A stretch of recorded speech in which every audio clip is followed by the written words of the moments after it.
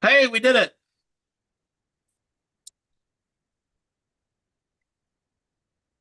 It still says it's setting up. We will, of course, oh, here we go. Hello and welcome to another wonderful episode of Busy Webinars. Today we're talking through Ask the Expert, marketing strategy, trends, planning, and budgeting.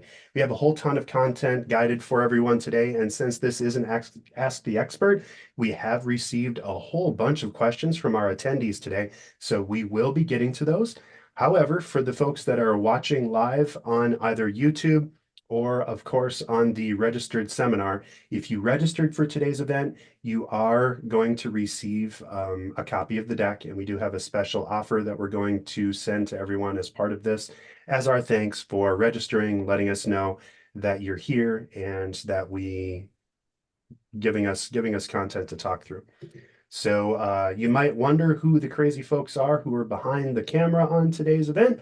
I am Dave Meyer, the president of BusyWeb, and I'm joined by Trygve Olson, who is our chief Hey, revenue officer. Is that your gig? Chief bug? basically. Yeah.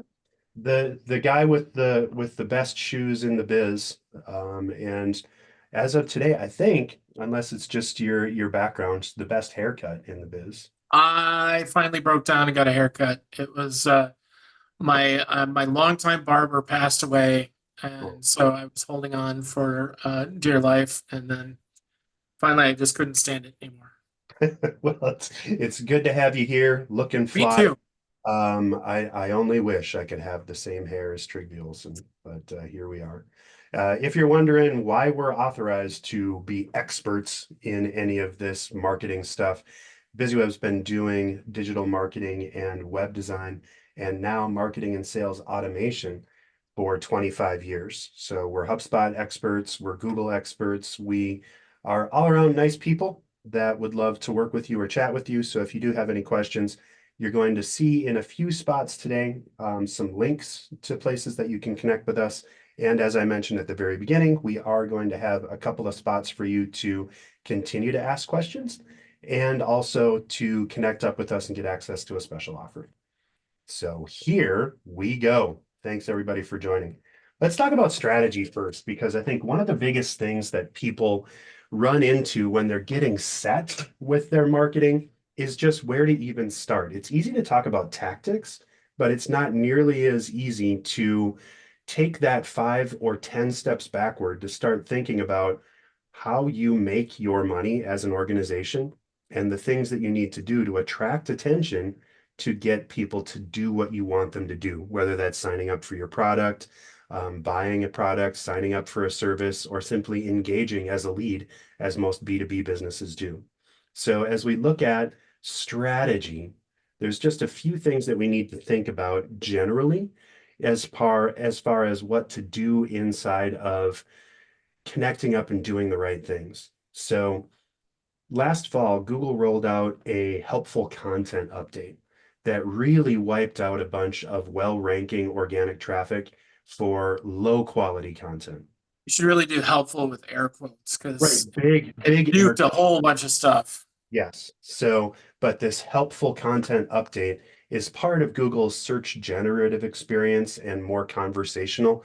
And what they're trying to do inside of this is make sure that anything that you search for is actually going to help you when you get those results. So all of the link farms, all of the things that used to work, some of the things that we now kind of refer to as black hat SEO, posting weird links or dumb links in weird spots, or forging alliances with content websites that essentially are like a farm of all kinds of relevant links, relevant again with the big old air quotes.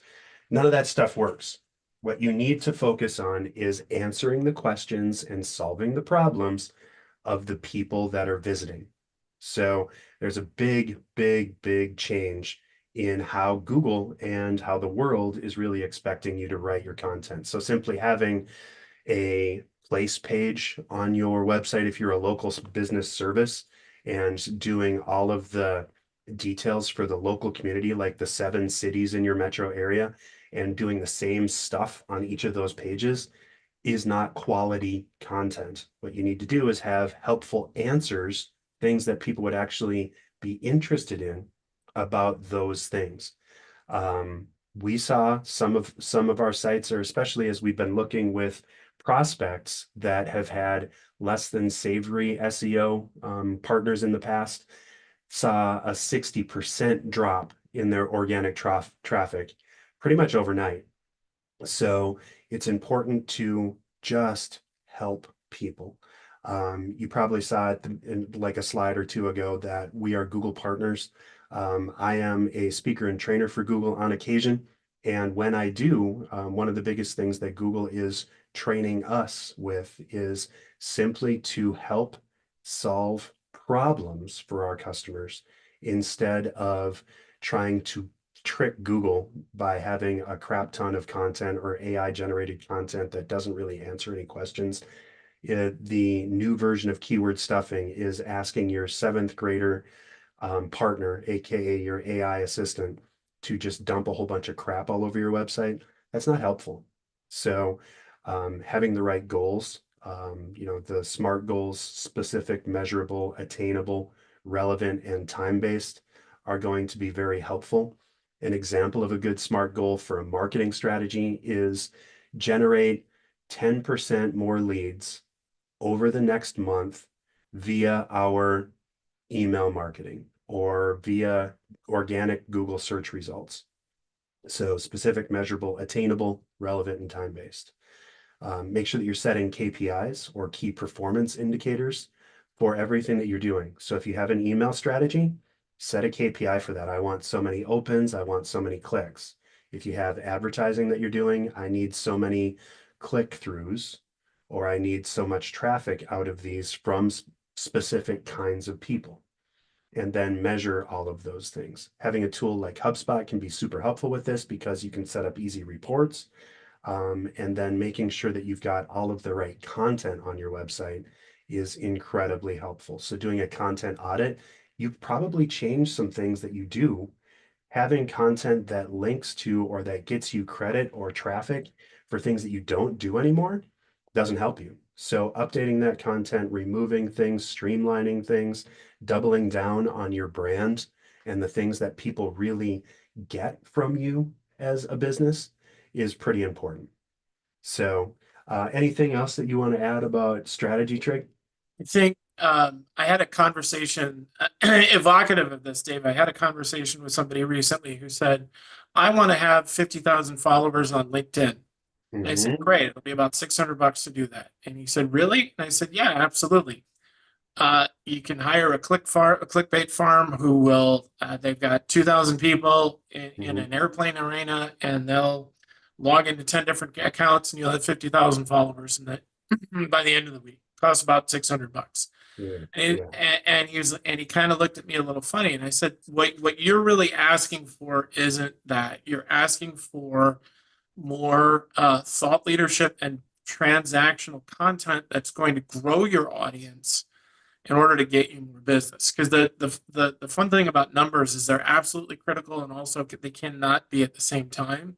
Because if you just treat them as hitting a number, then it's not going to help the business. So overall, from a strategic standpoint, everything that you need to do and why you need to think about all these different tactics is based on what's going to be the business case that's going to move the needle for us. right.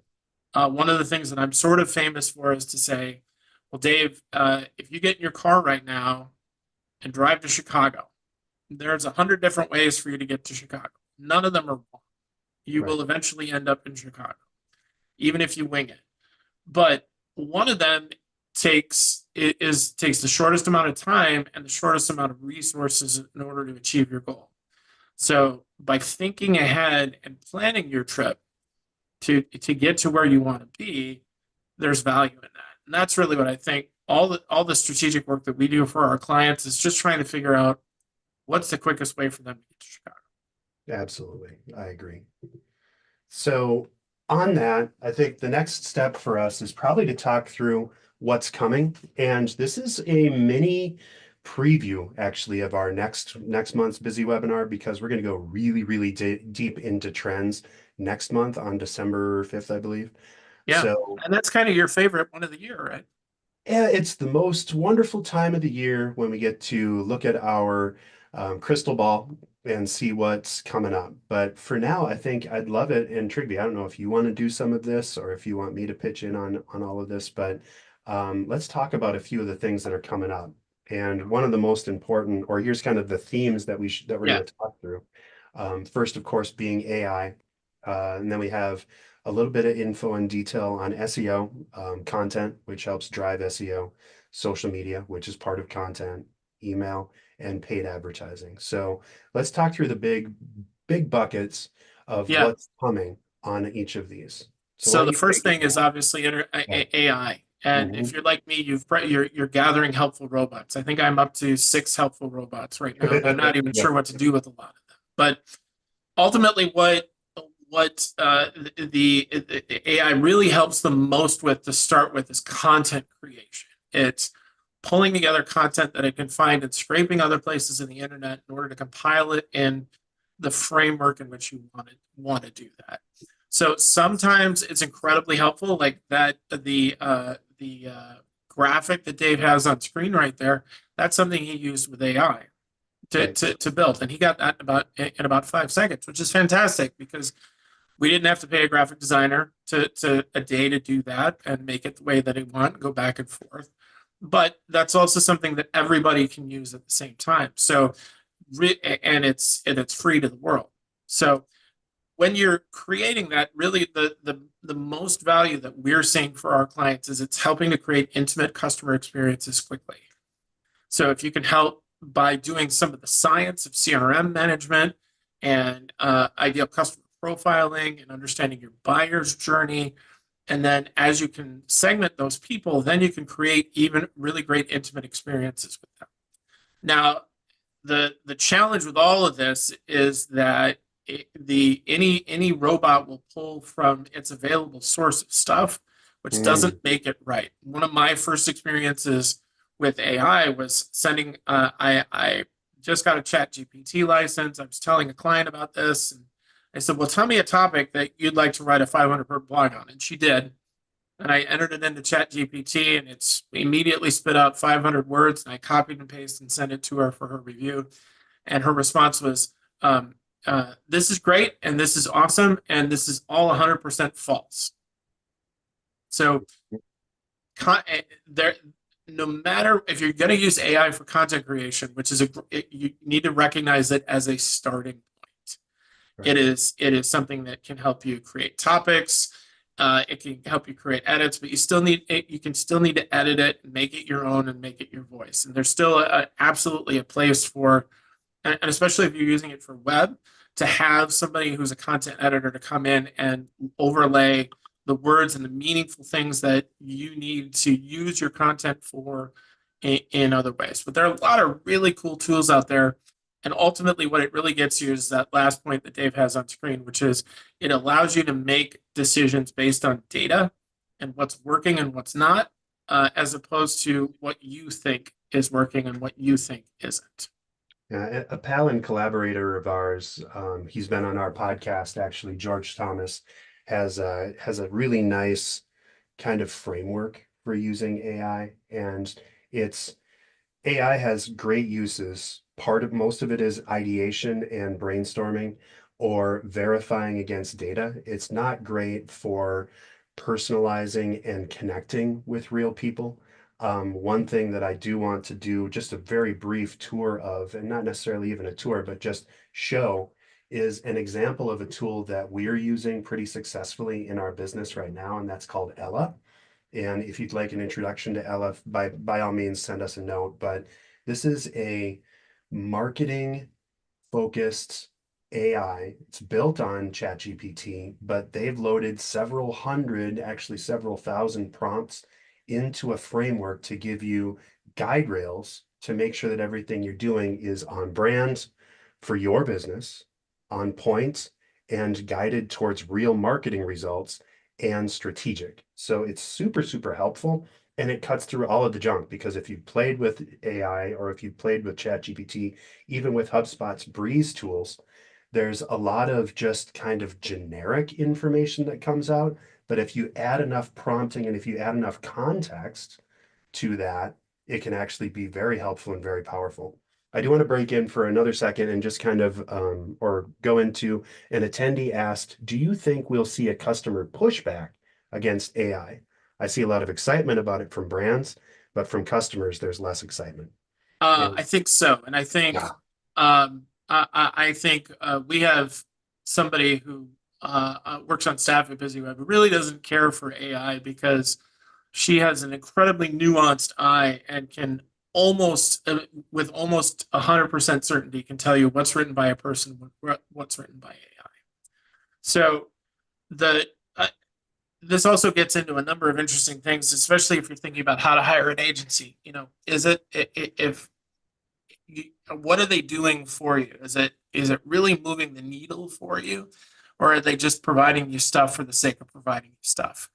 You know, I counsel people sometimes to say, yeah, if you need stuff, it's a great tool to just get some stuff going. Is it going to move the needle? I don't know. Maybe yes, maybe no, but certainly not to the degree of actually using a real person so that it doesn't sound scripted and it doesn't sound like it's robotic and it doesn't Yeah. sound like it's formulaic.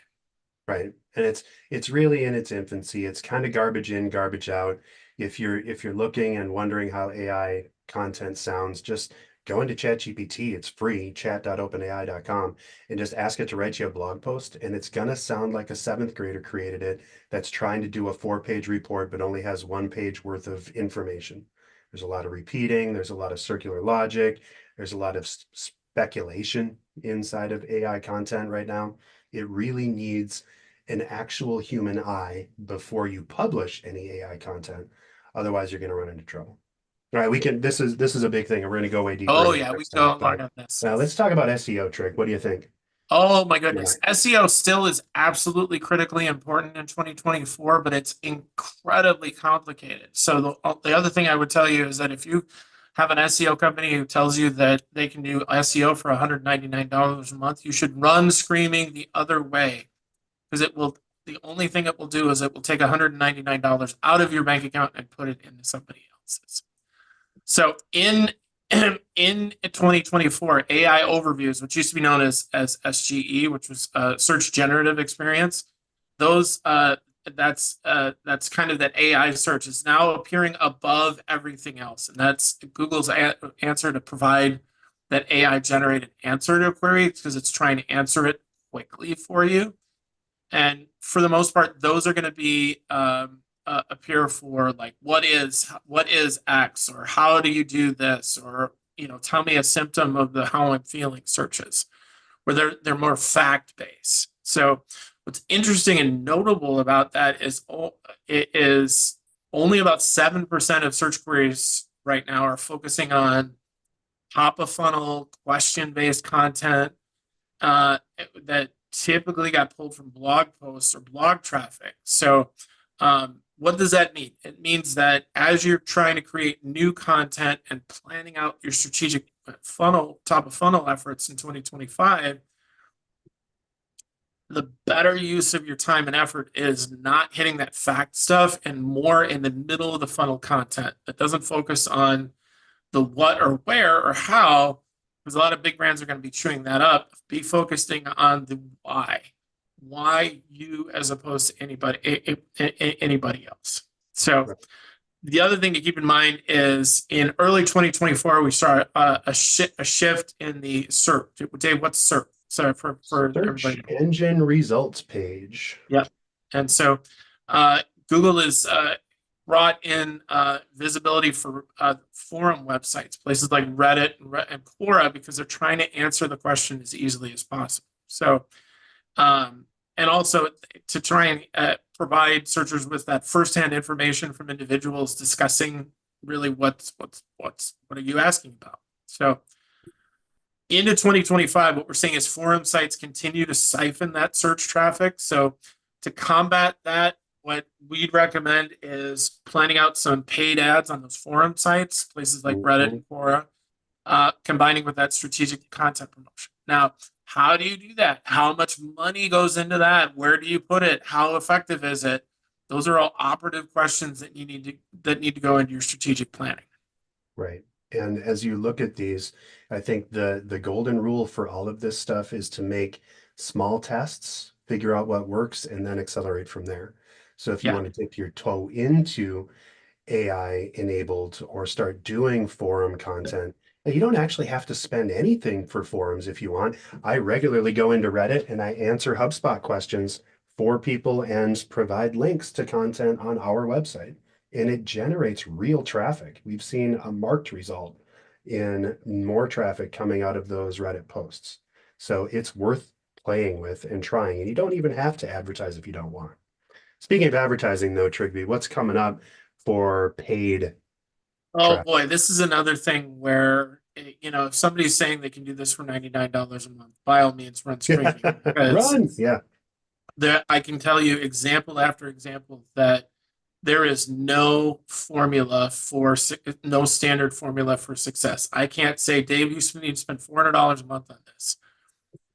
We've had people who are spending $25,000 a month. We've had people spending $800 a month, getting wildly different results because it completely depends on geography, competition, and your audience.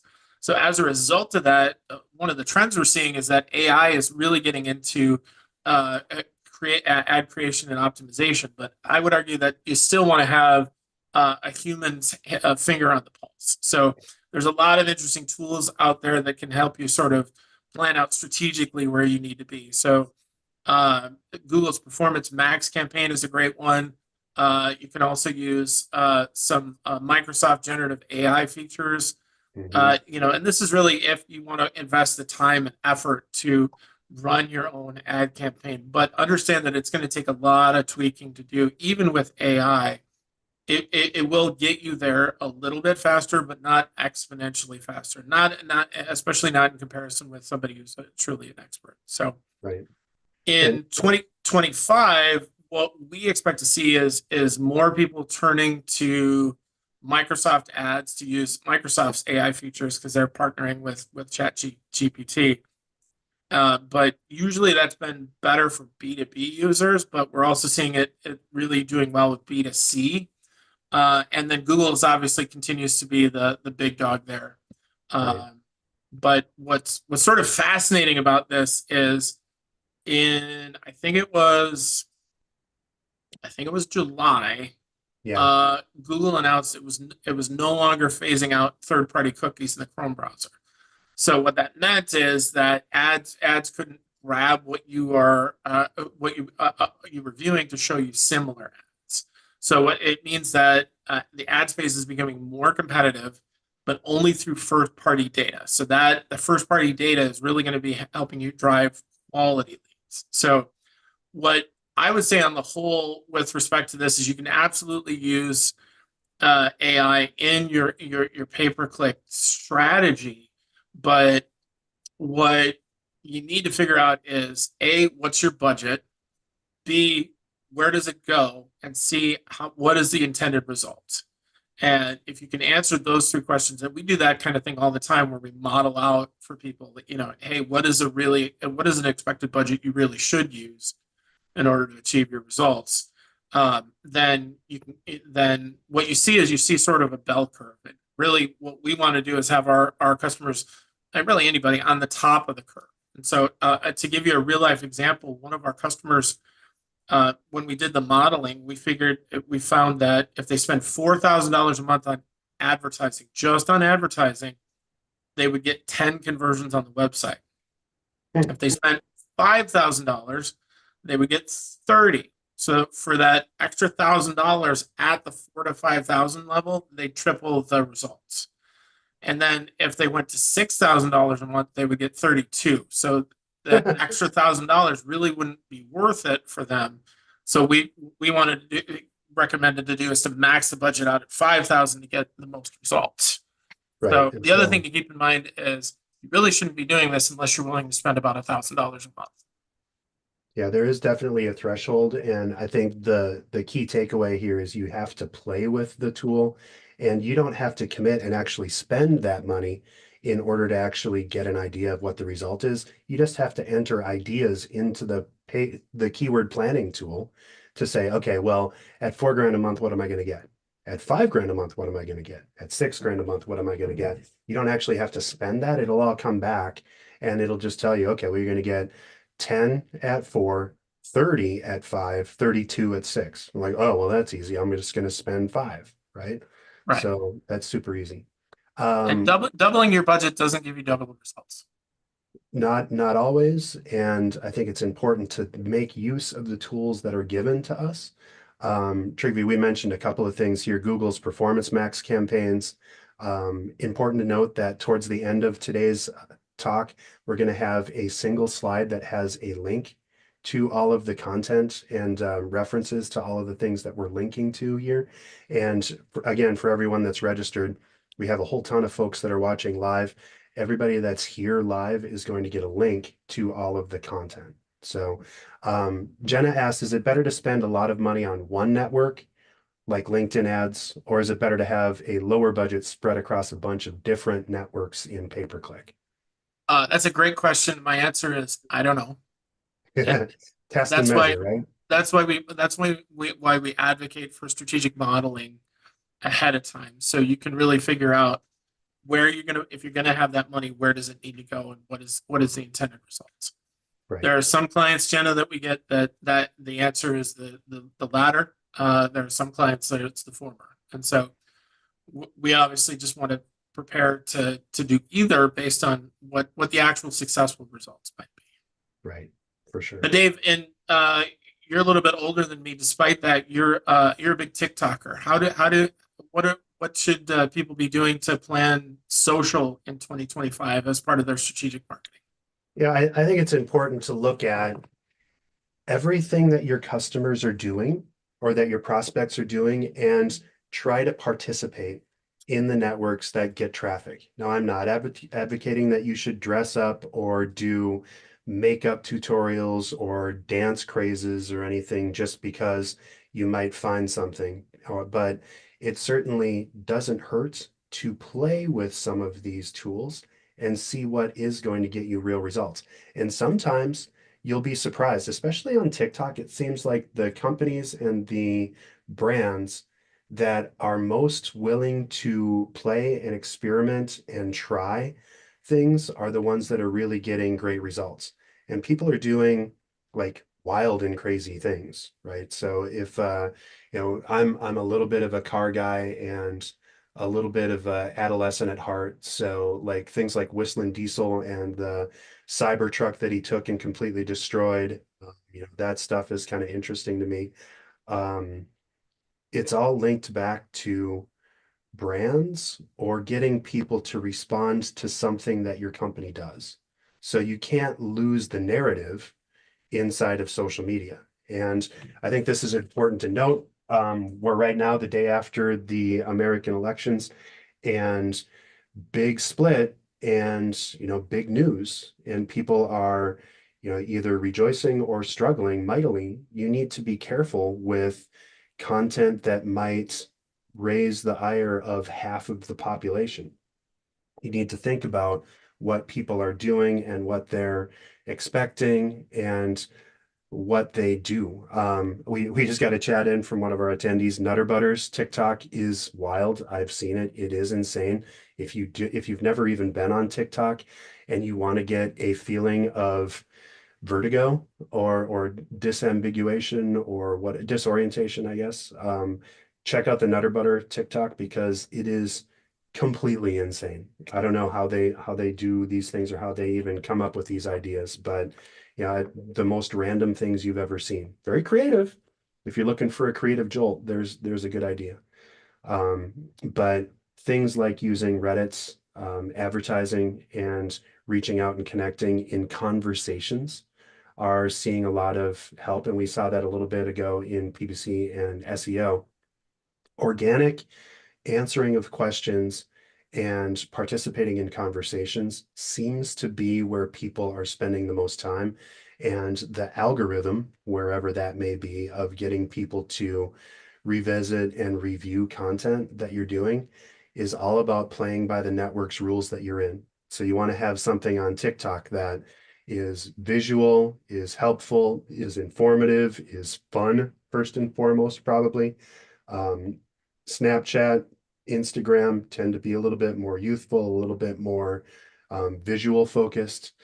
Twitter/X or any of the other text-based Bluesky, and I guess it's called Bluesky, not Blue Sky, which is a Twitter Why it's alternative. silent. Yeah. Yeah, it's all interesting, but and using that content is incredibly helpful. Um, Can I share a personal story about please, yeah, social my goodness. media? I finally started looking at Instagram more regularly. I know I'm behind the curve. And I started following some people on Instagram, and there was one lady who would post Instagrams of her dancing.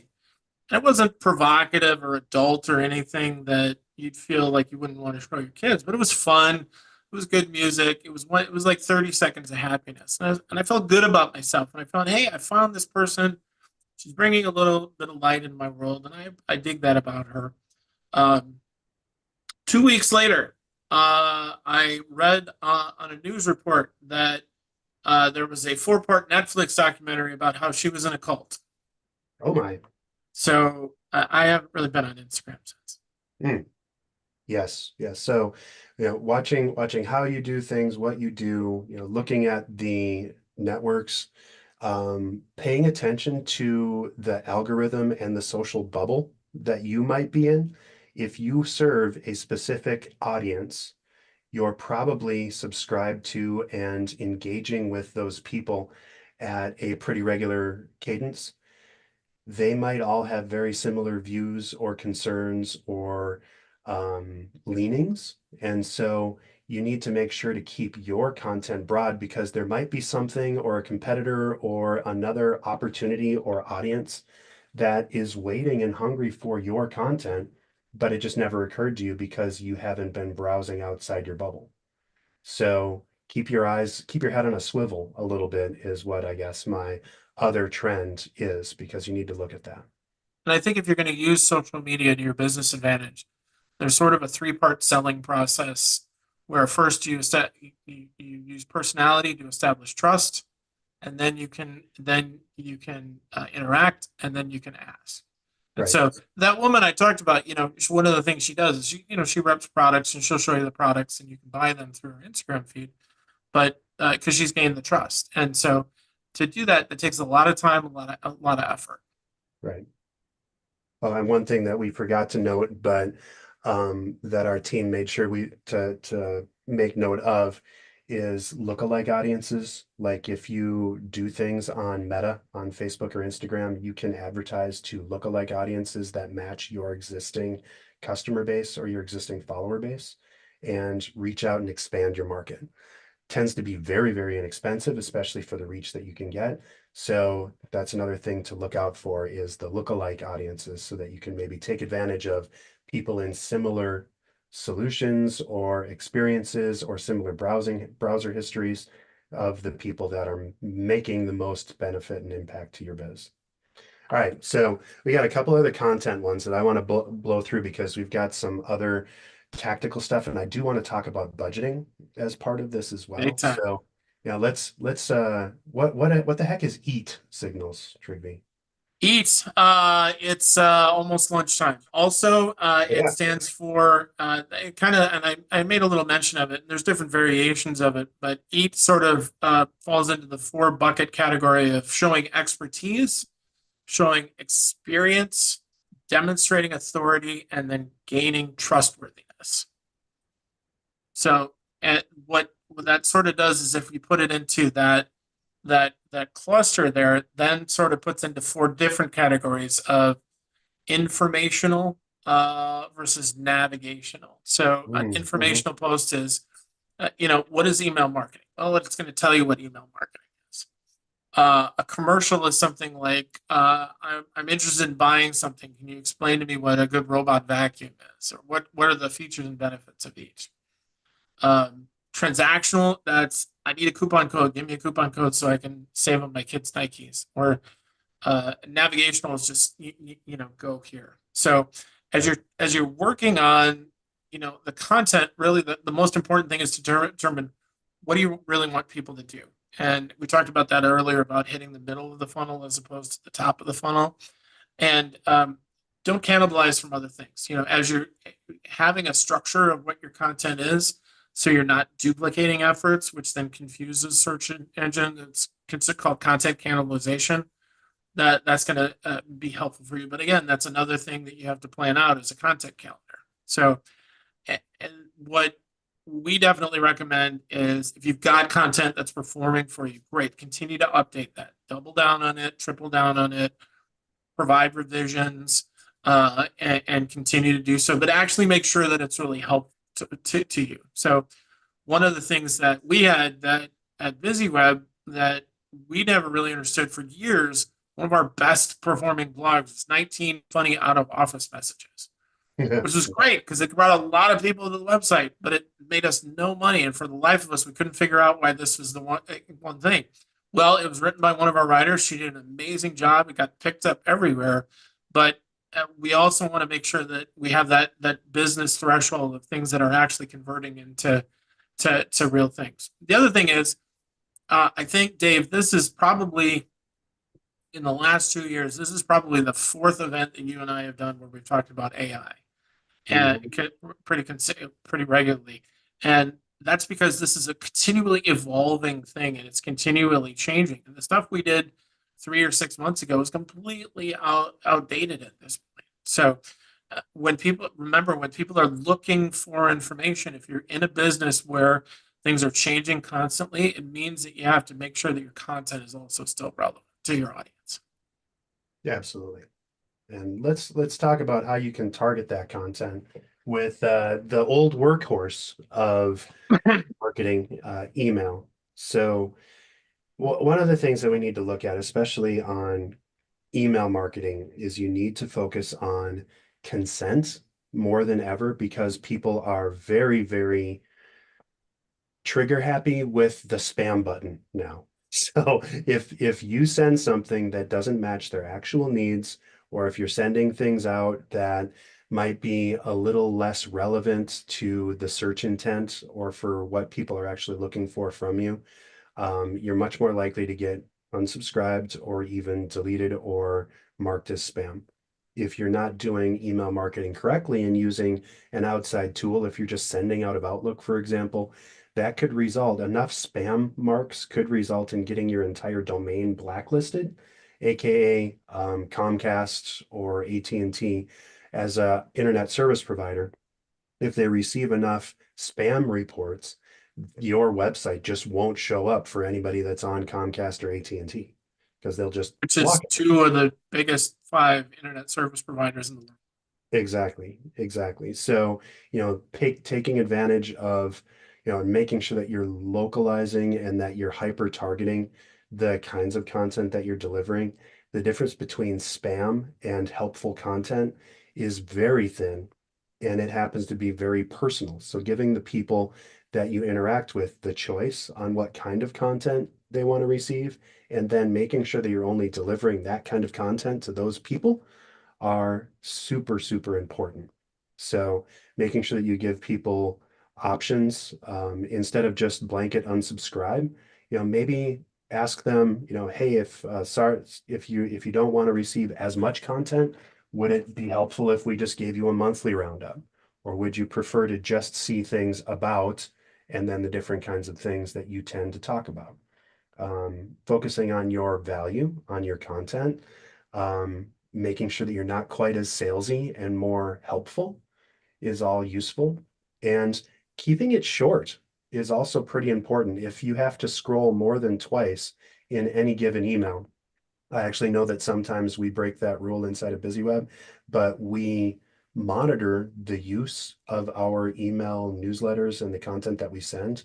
And a solid chunk of people scroll all the way to the bottom to all of our emails because we tend to have helpful nuggets in everything that we do. And so the people that are big time subscribers that open every email, they scroll all the way to the bottom. So you have to balance that and make all of your emails browsable, scannable, helpful.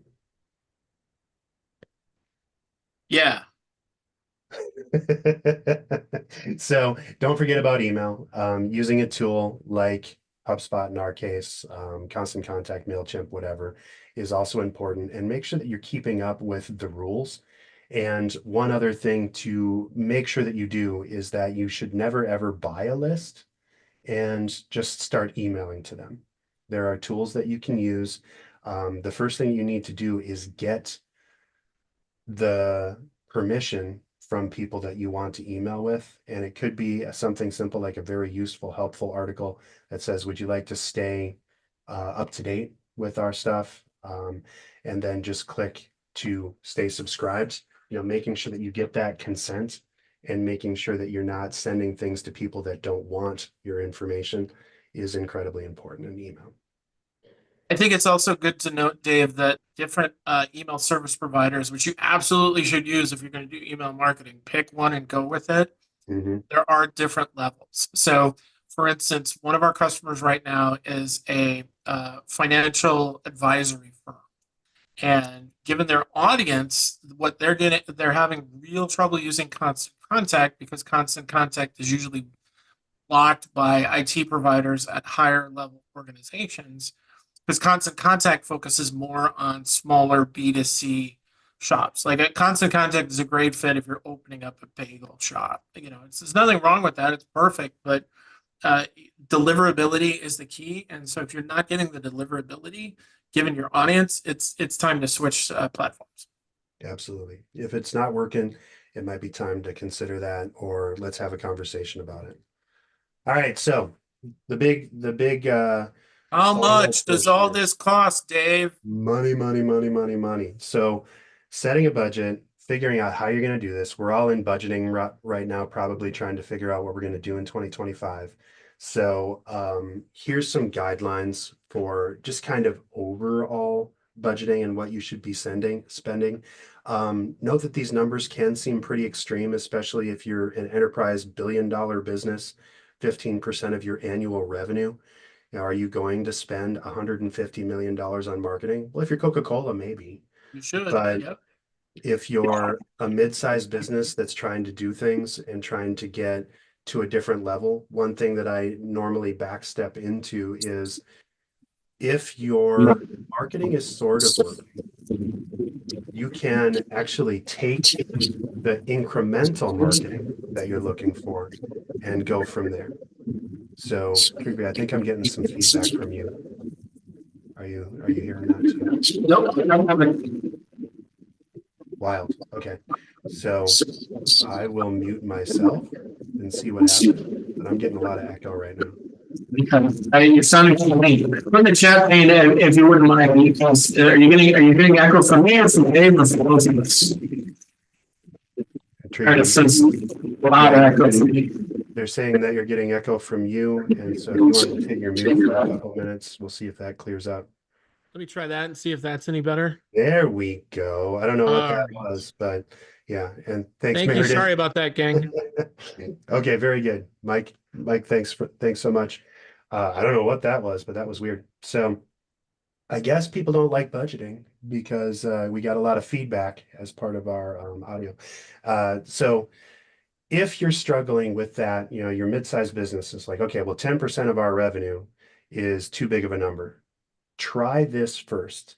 What incremental revenue do you want to bring in? So if you're at $10 million and you want to get to $12 million, try 10% of that incremental revenue. So I need another $2 million. And so that's an easier number than 12 million, right? 10% of 12 million. But at least note something that you're going to do. Marketing is one of those things. It's like carbs before a marathon. You need to carb load. You need to eat if you're going to make it all the way through the race. I am obviously not a runner, but as you look at this, the worst thing that you can do as a business, I think we're getting into some interesting times right now. The worst thing you can do is cut off all of your marketing. It's essentially hanging a closed for business sign to the world if you haven't updated your website in 2 years, or if you've never updated your content or you're never doing anything. Hoping for the best and doing nothing is just not part of what you need to do. One of the things that we do that I think I've always really appreciated about the team who does this, Dave, is that if we're helping with strategic planning, and we try and say give people a realistic budget number, say, and we do it in sort of a couple of ways. We usually give people three doors, the old Monty Hall problem. And Mhm. behind the first door is always dreams come true, everything you need in order to achieve your goals in the next 12 months. This is how much you need to spend. And more often than not, people do what you did, which is to suggest, "Oh my God, I can't spend that much. What else? I can't do that." Say, "Okay, great." So then door number two is table stakes. This is if you're gonna do this kind of effort, this is the minimum amount you need to spend to get any sort of result. And then door number three is sort of a combination of the two, which is to say, yeah, it's going to push out your results a little while, but still is a worthwhile investment. It's not dreams come true. So that incremental philosophy that you talked about, I think is really important as you're setting budgets and you're setting planning, because ultimately really what that leads to is an expectations game. Because Mhm. anytime you spend any kind of money, the immediate response is, what did I get? Where is it? And why don't I have it? And give me Right. that old what about Bob? I need. And so this kind of stuff takes time to permeate and gets time to grow, and it's sort of a snowball effect. How quickly you want the snowball to roll down the hill, well, that's up to you, and that's sometimes it's budget oriented, but it's good to know that ahead of time. So, which is why we advocate for strategic planning. Absolutely. And if you're looking at kind of an overview of how to allocate that budget, so no matter what you're advocating for your budget for marketing for 2025, look at three buckets. What's working well, new opportunities that you want to try, and then just a buffer. So 70% of what you do should probably be what's already working. Note that I'm not saying focus on everything that's not working and double down on that. If TikTok works for you, your audience is there and it's meeting a need. So focus 70% of your budget on the things that you get the best results from. There's probably always going to be an email component to that because email is relatively cheap for the results that you get. But if blog posts are driving traffic, keep doing it. Do more. New opportunities, look at other things that aren't working right now for you. Go ahead and fiddle with the dials on things that aren't working, but you know, most of the time it's way easier and you're going to get way more results if you double down on what is working instead of trying to find random things that you've never tried before. But you do need to try things and you need to measure all of that stuff to see if it's actually going to work. Things like A/B testing to say, okay, two different kinds of content or two different headlines or two different styles of information. Which one's going to work? Go with what works and do more of it. And then just leave a buffer for unknown opportunities. Stuff like TikTok, stuff like AI generated content and editing and generating new things and doing buckets of different things, right? So just set aside that buffer.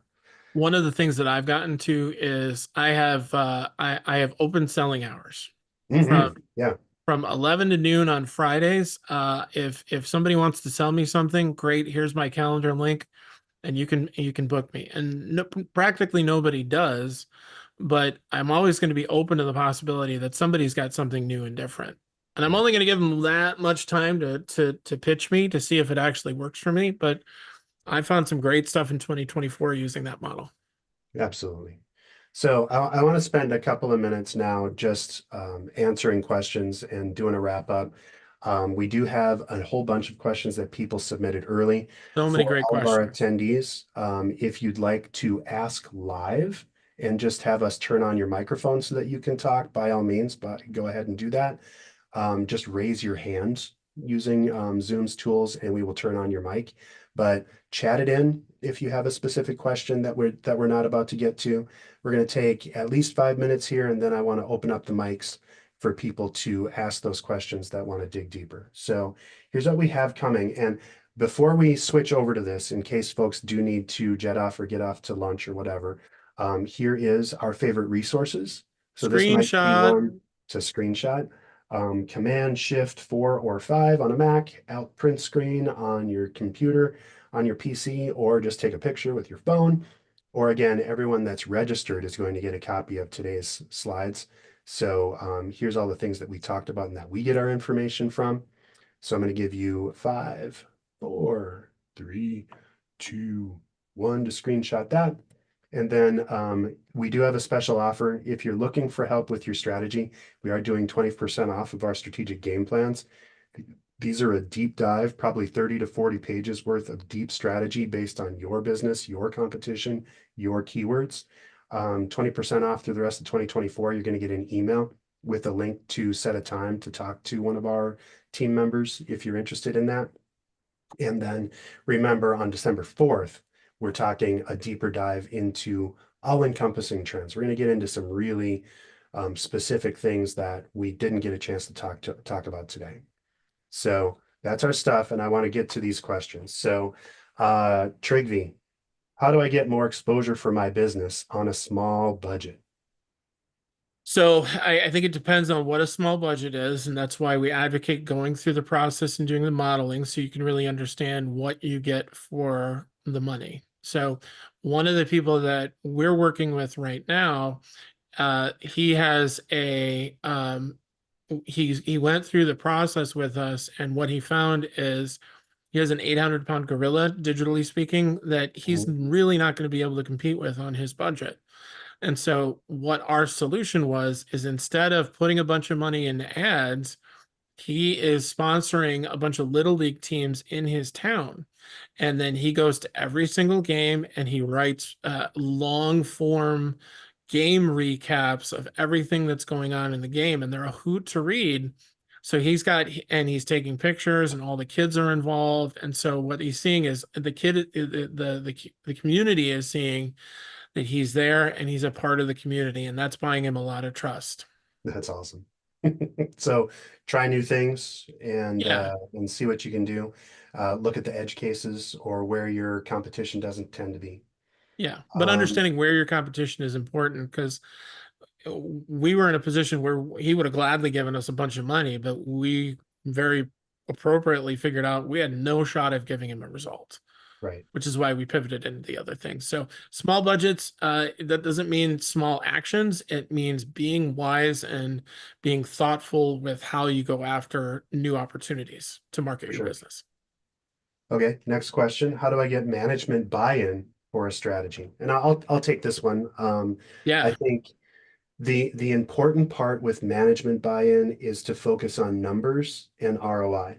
So Google's keyword tool, the other measurement tools inside of advertising or strategy are very helpful in saying, okay, for this amount of spend, we can expect about this much traffic.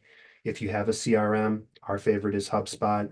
You can tie in reports and build campaign reports to say, for this Instagram campaign, we actually got or impacted $35 million in revenue or whatever, right? Depending on your business, is probably different. But you got to look at numbers to get buy-in for your strategy. And you should also tack back to that at least, on average, 10% of your incremental revenue. So if you have a growth goal that management has given you, say, we should be earmarking about 10% of what that growth goal is to market, and here's what we think we can get with that money. And then you benchmark it, and every month you're going to say, we're 10% of the way to our goal. We're 50% of the way. We're overperforming. We're underperforming, and here's what we're changing. So you need to communicate like crazy with management in order to retain buy-in. Let's do another one. Where can we get data to support goals and strategies? I think the funny thing about data right now is, with all the new privacy laws that have been popped up in California and in Europe and around the world, really, it's even harder to really understand what a thing is. So one of the things that we use 3 main tools to do something as simple as a site visit. We use HubSpot, we use Google Analytics, and I forget what the other one is. SEMrush. Those 3 programs will define something as simple as a site visit 3 different ways. So and that's fine. It's a question of, if somebody's on the site for 10 seconds or 20 seconds, is that considered a site visit? So once you figure out what your goals and your strategies are, then it's important to align with where you're getting the data from. And that's a really important thing. And you can find data anywhere, but make sure you understand the methodology behind it. So if somebody says, well, what do you mean we only have 100 site visits? Well, if you can understand the thought process behind it, then it really becomes more valuable, because the problem with our business on the whole is everybody's going to use different strategies in order to scare you into different things, and say, oh, well, you don't have enough site visits and I use this tool to do it. But if you're really confident and you pick the source of truth for you, then stick with that. Love it. Love it. So, same lines. How do you choose between what's working well and reaching the same people over and over versus trying new strategies to reach new audiences? I think probably part of this is testing and measuring, right? Yep. Making sure that And you're looking at results, numbers. testing, measuring results. Yeah, and then we actually covered this a little bit ago where it's 70, 20, 10. So 70% should be what's working, 20% is trying new strategies, and then 10% is just a buffer to say, okay, well, I'm doubling down on this, or this isn't working and I'm going to fix it, or whatever that is. So I'd recommend just trying. The one thing that I'd say is that any smart marketing plan has to include a customer retention strategy. Oh, yeah. Don't forget to attract, which is what marketing does, engage, which is what CRM and automation does, and then delight, which is what keeping customers coming back for more does. And if you're delighting your customers, they'll tell other people about you. Yeah, word of You mouth got to is give so them reasons powerful. and ways to do that, which Yeah, should be part of your marketing effort. I love it. Dave, how do you segment your audience or your reach geographically? Yeah, I think there's two different things inside of segmenting. One is you want to segment your audience by functional reality. So you probably have a few different customer personas or ideal customer profiles or ICPs. You want to segment your audience certainly by those different personalities and the different roles. A lot of B2B service companies that we work with have decision makers and executives that are making decisions or engagements. They also have frontline people or people that are closer to the work that are making decisions. So difference between an engineer and a CFO or a CRO. So making sure that you're segmenting both by that. And then if you're looking to expand your reach geographically, that's kind of the magic of advertising, because you can be very specific and focus all the way down to like zip code if you wanted to, or even sometimes depending on like if you're advertising in New York, you can go to specific neighborhoods inside Yeah. of Google advertising. So the trick with all of this, and as you're expanding and reaching out, is to make sure that you're looking at the measurement and the A/B tests to say, are these new things that I'm trying working? Do more of what works and do less or adjust what's not. And then how to set an accurate marketing budget. The best thing that you can do is work backwards from the numbers on the amount of leads that you need or the amount of whatever it is that you need. If you're a B2C company, how many sales do you need direct to consumer? If you're a B2B and you generate leads, how many contacts and how long does it take your sales team to get a new sale out of a new contact? Work backwards from those numbers. And then there are general guidelines for how many touches it takes or how much contact it takes before you can actually impact or influence an actual purchase. So work backward from there. We just set up an 80-page sales plan, Trygve, that you had Yeah. a massive amount Yeah. of input in. So But a lot of it's built on that backwards forming, Mhm. what's the revenue goal? Okay. And in that, how much existing revenue can we expect for the next year?